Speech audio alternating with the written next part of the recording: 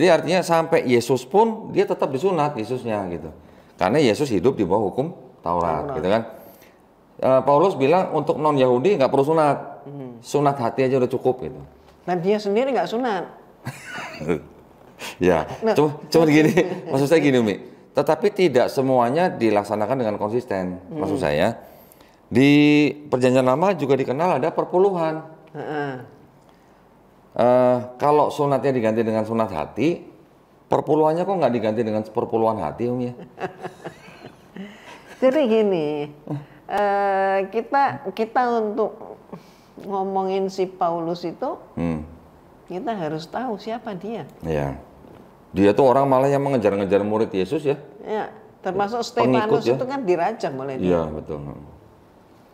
Terus apa sih profesi dia? Profesi dia ini adalah mata-mata. Malah gagasannya Tertullianus ini yang dipakai sebagai cikal bakal konsep Trinitas, tetapi pada akhirnya malah Tertullianus ini dibuang dari gereja gitu. Dia malah ngikut ajaran yang lain gitu, Tertullianusnya. Nah, kita sama-sama tahu lah Umi ya, kalau konsep Trinitas ini kan sebenarnya juga tidak ujuk-ujuk dari Tertullianus langsung diterima semua gitu kan. Kan gereja juga mengalami evolusi lah, dari mulai awal ada paham yang namanya doketisme, barulah timbul Trinitarisme gitu kan yang dipakai. Tetapi tidak murni dari yang dari Tertullianus itu, Umi. Trinitasnya itu. Kalau Trinitasnya yang ditetapkan di dalam gereja kan jadinya Bapa tidak sama dengan anak, anak tidak sama dengan Roh Kudus, Roh Kudus tidak sama dengan Bapa, tetapi ketiganya adalah Tuhan. Nah, gitu. Berarti kesimpulannya akal jangan dipakai. Kemudian nggak lama diganti dengan separatisme, nggak lama diganti dengan modalisme. Yang cukup lama nih modalisme, Umi. Ya, nah, kapitalisme. Nah, itu pecahannya kan banyak lah ya. Tetapi setelah modalisme, pakai saja dalil pokoknya. Oh, dalil pokoknya. Jadi kalau akal dipakai, keluar nanti dari gereja. Iya. Jadi yang bisa manusia jangan pakai akal. Gitu kalau manusia pakai akal akan terjadi orang-orang kafir kata mereka. Kata mereka. Gitu kan ya. Iya. Jadi imani saja gitu Umi ya. Ya, iman itu adalah percaya dengan dogma. Ya. Percaya itu adalah tidak butuh pembuktian. Enggak, karena kalau saya bandingkan gitu Umi, berarti tulisannya Paulus kan tadi sama dengan konsepnya Tertullianus Umi. Berarti jangan-jangan ini Paulus nggak kenal konsep Trinitas sebenarnya. Ya. Karena dia menaruh Yesus sebagai pengantara Umi. Nah, di ayat lain kan Paulus juga mengatakan bahwa kepala dari wanita adalah Tuhan. Kepala dari wanita, kepalanya wanita adalah laki-laki. Kepalanya laki-laki adalah Tuhan. Yesus dulu nih, kepala laki-laki adalah Yesus. Kepala Yesus adalah Bapa. Berarti ada hierarki Umi ya. Kalau begitu kan Yesusnya tidak sederajat atau setara dengan Bapa kalau begitu ya. Ya. Harusnya ya. Harusnya begitu. Nah, jadi saya berpikir kok Paulus mempunyai pemahaman kalau kepala wanita atau dalam hal ini konteksnya istri, kepalanya adalah laki-laki. Laki-laki punya kepala Yesus, Yesus punya kepala Bapa. Berarti ada hierarki gitu. Berarti kan ada ketidaksetaraan gitu antara Yesus dengan Bapa gitu ya. Terus yang terakhir kita tahulah Umi ya di 1 Korintus 8:6 kan Paulus mengatakan bahwa hanya ada satu Allah saja. Ini walaupun istilahnya menurut mereka nih. Allah adalah Bapa dan hanya ada satu Tuhan saja yaitu Yesus Kristus. Jadi ada Allah, ada Tuhan. Nah, apakah Allah dan Tuhan itu sama? Atau lebih besar yang mana? Atau lebih tinggi yang mana, lebih rendah yang mana? Masalahnya kan kalau kata Tuhan di situ kan teks aslinya di Yunani kan kurios ya, Umi ya. Kalau Allah itu kan dari teks Yunaninya kan theos. Nah, yang saya baca tidak pernah Paulus menyebut Yesus dengan theos Umi. Hanya selalu kurios gitu. Kan gitu Umi ya. Berarti Paulus membedakan antara Yesus dan Bapa gitu. Kalau Yesusnya tidak pernah disebut sebagai Theos, berarti kan Yesus bukan Theos. Gitu ya, betul nggak? Ya. Logikanya gitu. Jangan-jangan ajarannya Paulus ini yang dimodifikasi oleh gereja. Kemudian baru gereja menyamakan Yesus dengan Bapa gitu. Sampai timbul oneness gitu Umi ya. Sepertinya gitu ya. Kebanyakan koki. Kebanyakan koki. Jadi memang dari sekte aja, dari denominasi itu udah bisa menimbulkan konsep yang berbeda Umi ya. Nah, saya mau kasih lihat Umi nih. Saya kemarin baru dapat ini Umi. Nah, ini kitab Injil nih. DJ. Pakai DJ nih, Injil gitu ya. Masih pakai jangan lama. Di sini kita sering tahunnya oh ya nih. Tahunnya 1968 nih, kelihatan nggak nih? Belum lahir. Belum lahir. Tuh ya, 1968 tuh. Ya. Ini penerbitnya dari ND. Nah, di sini Umi kan kita sering mendengar ya, kalau di kisah di Yohanes 13:13 gitu ya. Kamu menyebut aku guru dan Tuhan gitu, yang Tuhan atau Tuhan? Kalau yang di Bible sekarang, kamu menyebut aku sebagai guru dan Tuhan. Tuhan. Kalau di sini? Nah, saya mau kasih lihat Umi nih. Saya kemarin waktu dapat ini kayak anak kecil dapat mainan baru, Mi. Nangis tuh. Yohanes 13:13. Nah, ini. Coba. Ini yang di garis bawah nih. Baca. Fokus bisa nggak? Kamu memanggil aku guru dan Tuhan. Hah? Tuhan apa Tuhan? T-U-A-N. Tuhan. Tuhan. Tanpa H. Tuhan Umi. Nah, Tanpa H. berbeda dengan Bible yang zaman sekarang. Artinya, gimana ya? Kurios ini kan sebutan, malah kalau bahasa Inggris Umi, Yesus disebut dengan kurios sama oleh wanita Samaria dengan sebutan kurios. Di dalam bahasa Inggris yang zaman sekarang Umi, disebutnya sir. Terjemahan bahasa Inggrisnya sir. Kalau di bahasa Indonesia ya, jadi Tuhan. Aneh ya? Sir sama dengan Tuhan gitu Umi. Terus kalau tentara Amerika terima perintah dari komandannya, sir, yes sir gitu. Tuhan ya Tuhan gitu. Ini ada nih yang, nah nih saya pakai yang Gideon nih. Ini Gideon Umi. Kita lihat John 4:19.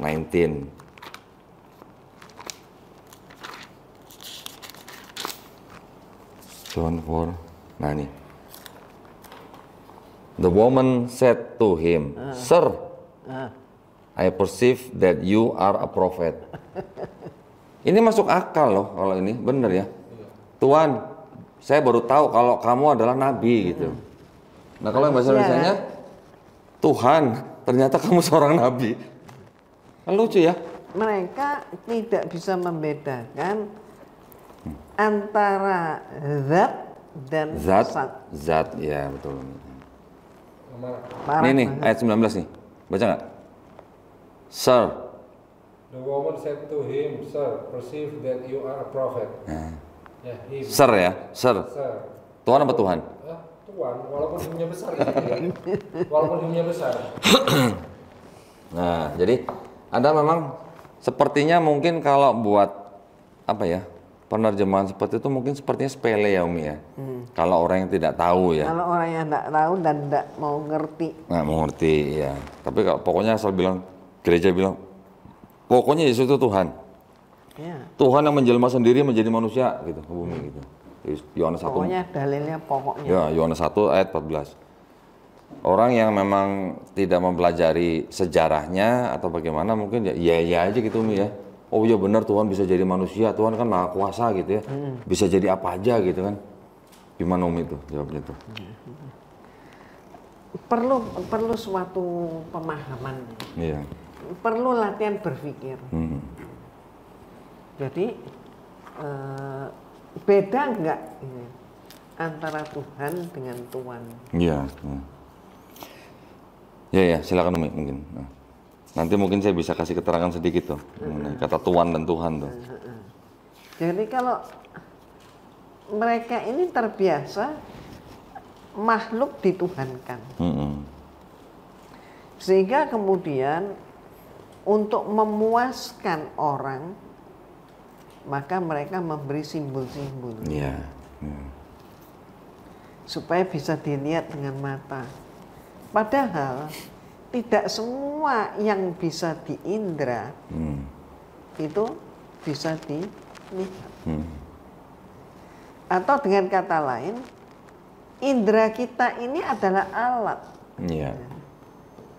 Alat yang mempunyai juga keterbatasan. Jadi indra kita ini bukan segala-galanya. Ya, sebagai suatu contoh yang gampang banget. Ada udara nggak di ruangan ini? Pasti siapapun yang ditanyain begitu akan menjawab, oh ya di ruangan ini ada udara dan udaranya bagus sih, dan seterusnya. Lah, bagaimana kamu mengatakan di ruangan ini ada udara padahal kamu nggak melihat? Nah ini contohnya. Nah demikian pula mereka itu tidak bisa membedakan mana Allah dan mana ciptaannya. Sehingga karena nggak bisa membedakan, nggak tahu batasannya, maka mereka sampai membuat suatu pemikiran bahwa Allah itu menjelma menjadi manusia. Akhirnya terjebak. Akhirnya kalau orang kebentur-bentur begitu, sampai perlu putra, begitu. Perlu perlu kemudian duduk di atas singgasana di langit, sampai perlu yang namanya sudah mati tapi bisa hidup lagi. Maka sudah mati bisa hidup lagi, berarti dia di atas kemampuan manusia. Berarti dia adalah Tuhan. Tapi di Bible disebutkan yang membangkitkan Yesus tuh ya Bapa kok, Umi. Nggak bangkit sendiri kok. Nggak bangkit sendiri. Iya. Umi, tadi saya sempat dengar Umi bilang kalau mereka tidak bisa membedakan antara zat dan zat. Ya Umi ya. DZAT dan ZAT. Nah, kalau zat dalam Islam kita paham bahwa itu sebenarnya adalah sebuah essence ya Umi ya. Atau self gitu ya, persons gitu ya, pribadi gitu. Tetapi kalau zat yang tanpa D itu kan meters ya Umi ya. Zat itu materi, bisa padat, cair, bisa gas, bisa cair. Itu ada bukunya loh, sampai salah loh. Jadi ada seorang misionaris atau pendeta, dia membuat buku untuk menyatakan bahwa orang Islam itu Tuhannya juga banyak. Cover bukunya itu pakai Ka'bah. Umat Islam banyak yang, mohon maaf, cari buku ketika mau haji atau mau umroh, lihat itu tertarik, terus dibeli. Tapi dalamnya itu menyatakan tentang yang kita bahas ini, yaitu bahwa zat itu ada 3. Buktinya kalau orang Islam menyembah Tuhan banyak. Zat ada 3, padat, cair, gas. Mana yang disembah? Cair enggak lah. Gas enggak lah.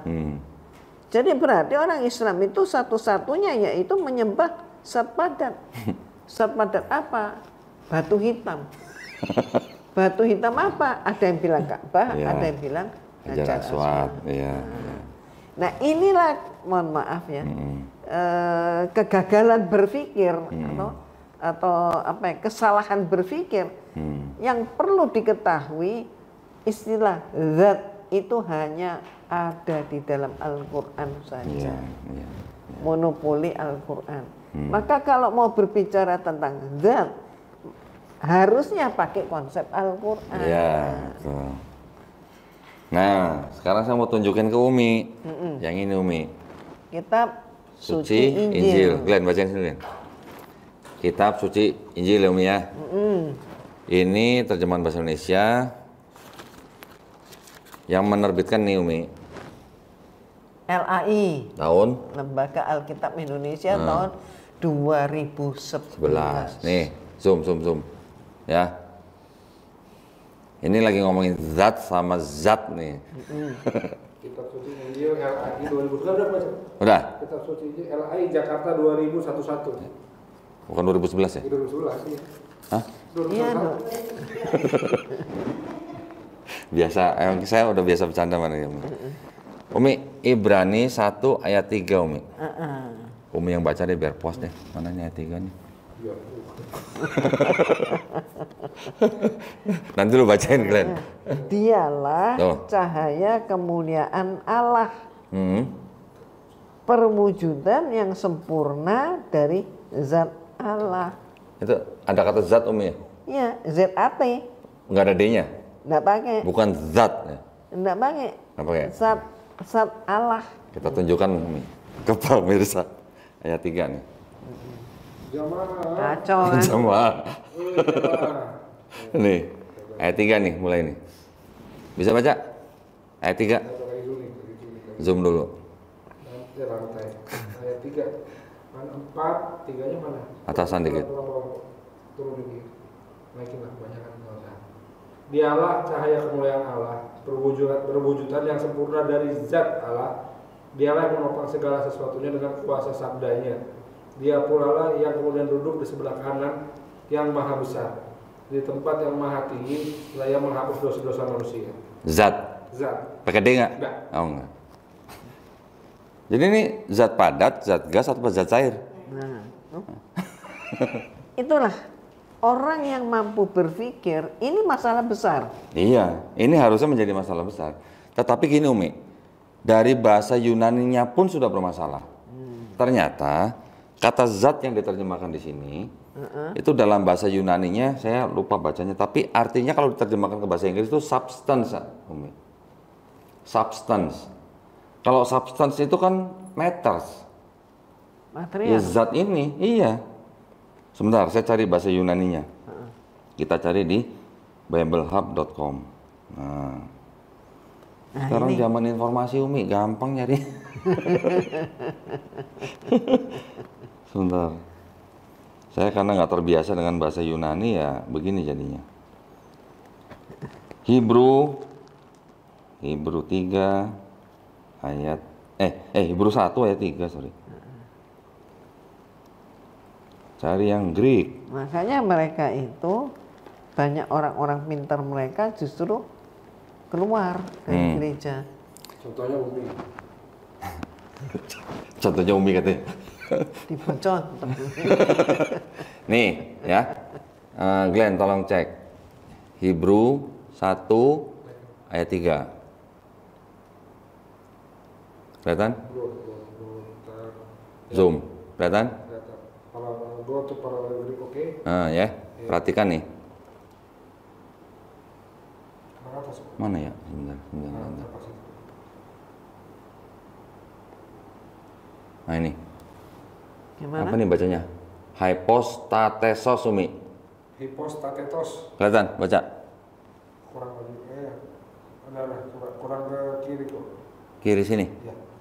Mana? Hipostakos. Apa sih? Hipostakos. Hipostaseos, sorry.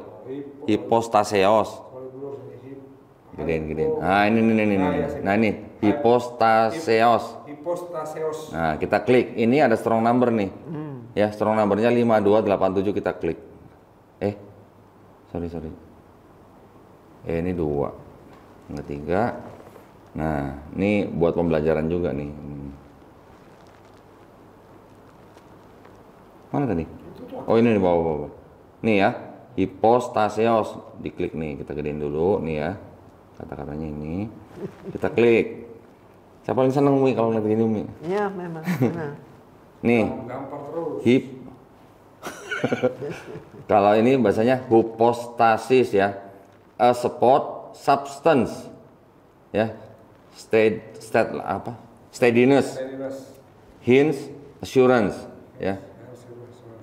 Tuh, bacanya hypostasis gitu. Jadi ini substance, Umi.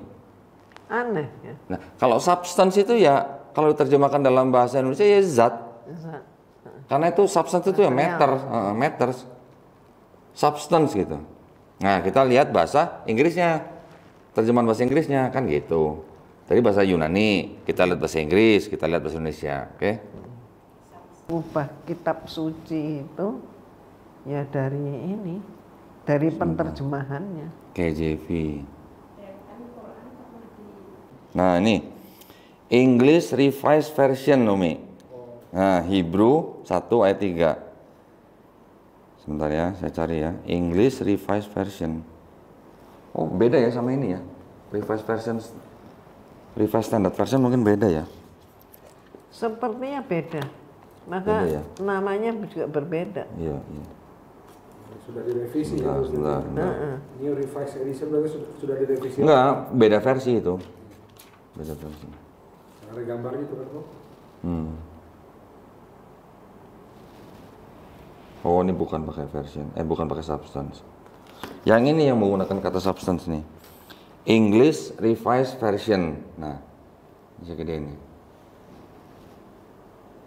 Ini yang ini. Kelihatan nggak? English Revised Version. Hebrew 1 verse 3 ya kan? Nah, ya versinya English Revised Version masih pakai kata substance. Ini Holy Bible, udah dilihat. Sebentar, bukan. Udah, ya pakai substance ya. Sebentar. Nah ini baru kelihatan nih. Nih, Jubile apa Jubili sih? Jubile. Jubile Bible versi 2000. Tuh, yang saya tandain tuh, warna orange. Who being the brightness of his glory and the... Atau gini aja, sebentar. Tunggu sebentar. Saya gini nah biar tulisannya gedean dikit. Nih. Geser, nah. Nah, udah tuh. Who being the bright, bawahnya. Oh, dikit. Who being the brightness of his glory and the express image of his substance. Substance ya. Nah. Oke ya. Jubile, ini Jubile Bible. Bener Jubile bacanya. Nah, jadi yang mana yang matters gitu? Yang Bible atau yang Quran? Kalau Quran kan zat pakai D ya, kalau bahasa Indonesia ya. Zat itu artinya essence atau self atau persons gitu. Yang ini pakai zat, nggak ada D-nya. Jadi Pak cair, padat atau gas ini? Nah, itu ya, oke. Ya ini sih hanya tambahan aja. Zat bisa menyublim. Iya kayak kapal baru. Menyublim.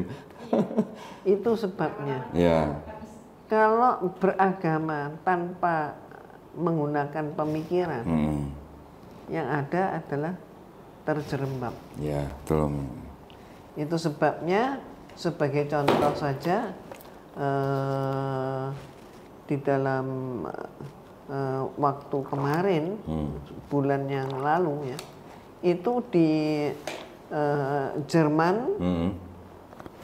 3 bulan yang lalu kalau nggak salah, itu mereka sudah demo menolak pajak Tuhan. Oh, yang perpuluhan Umi ya? Yang dipotong setiap bulan Umi ya? Iya, betul. Terus kemudian Prancis, itu bulan kemarin, ada 2000 gereja yang dibongkar. Yang bongkar siapa? Government mereka. Oh, malah pemerintahnya ya? Kenapa kok dibongkar?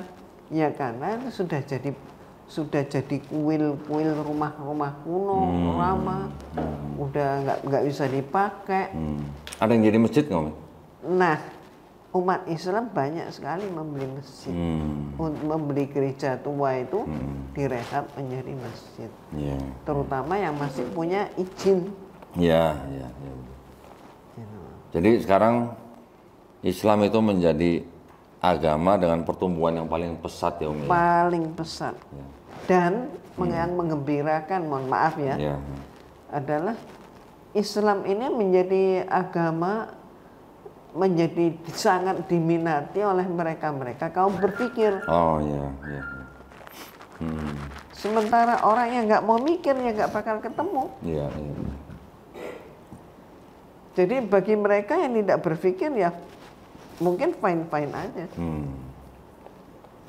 Tapi giliran dipotong tiap bulan protes gitu ya Umi. Nah Umi, saya mau kasih. Bahkan tugas kalian adalah menjauhkan umat Islam dari agamanya. Gitu Jadi ya. dijauhkan dari apa? Dari Al-Quran. Iya. Aduh, gimana ya? Tapi ya maksudnya kita nih sebagai umat Islam yang hidup pada zaman sekarang, kita boleh bersyukur bahwa di zaman sekarang itu informasi mudah diperoleh ya, Umi ya. Kalau mungkin zaman Umi masih muda, mungkin belum ada internet seperti zaman sekarang Umi ya. Mungkin harus benar-benar ngeliat buku fisiknya gitu kan. Zaman sekarang tinggal buka handphone, biblehub.com kelihatan tadi substance gitu misalnya. Atau ya, tetapi buku-buku seperti ini tetap memang suatu bukti otentik ya. Betul. Karena ini kan adalah hasil karya dari sebuah instansi. Instansi kan nggak mungkin satu orang, pasti banyak orang yang terlibat gitu kan. Jadi ya ini oke, masih butuh, tetapi informasi yang di luar ini juga sekarang sudah sangat mudah diperoleh, sehingga kita umat Islam ya harusnya mau belajar gitu. Jangan mudah dimasuki oleh doktrin-doktrin yang tidak sesuai dengan akidah Islam gitu ya Umi ya. Betul. Itu yang paling penting. Contoh tadi Umi mengatakan bahwa semua agama sama. Itu adalah doktrin daripada pluralisme ya Umi ya. Kemudian ada lagi nanti sekulerisme. Belum lagi nanti ada liberalisme. Ketiga ini kan yang paling bahaya Umi. Ya. Betul kan? Jadi kita umat Islam juga harus benar-benar menjaga akidah kita. Bukan berarti kita nggak mau bertetangga dengan yang tidak seiman, bukan. Justru malah kita harus memperhatikan mereka juga. Ada yang kelaparan kita harus kasih makan. Begitu kan Umi ya? Ya. Nah, jadi tetapi bukan berarti kita gampang menggadaikan akidah kita untuk sesuatu yang hanya sementara gitu Umi ya. Iya. Ya. Gitu. Jangan larut. Jangan larut ya. Baik, aduh Umi nggak terasa nih udah hampir 2 jam ya kita ngobrol nih Umi nih. Alhamdulillah. Mudah-mudahan ada senang sekali loh nih kita nih Umi. manfaatnya. Mudah-mudahan tadi paparan dari Umi ya bisa bermanfaat ya bagi para pemirsa. Senang sekali kita bisa berkunjung nih di kediamannya Umi Irena Handono dan mendapatkan ilmu yang dulu mungkin kita cuma bisa ngeliat nonton di YouTube. Sekarang kita bisa dengar langsung nih gitu ya. Saya nonton rekamannya doang kalau di YouTube kok. Rekamannya doang? Oh iya. Iya. Kalau sekarang saya ngerekam loh. Iya, saya ngerekam. Si Glenn boleh juga nih. Dulu dia nonton rekaman, sekarang dia ngerekam ya. Masya Allah ya. Mudah-mudahan Allah jaga kesehatan Umi ya. Semoga sehat selalu ya.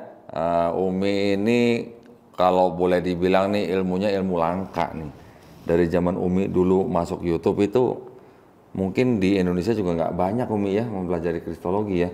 Tapi kita tahu lah ya, mungkin ada Ustadz Nababan, ada almarhum Ustadz Insan Boko Ginta, ada Ustadz Yusuf Ismail, bahkan ada Kiai Haji Abdullah Wasian ya, almarhum. Banyak, tetapi yang wanita yang saya tahu nih cuman Umi Irena yang gimana ya, yang menonjol gitu Umi. Jadi ini adalah sebuah ilmu yang memang buat kita penggiat apologet ini sebuah ilmu yang penting. Tadi Umi udah sebut-sebut pagan, sampai saya udah gatal mau nambahin sebenarnya. Itu nanti yang lain kali aja Umi ya.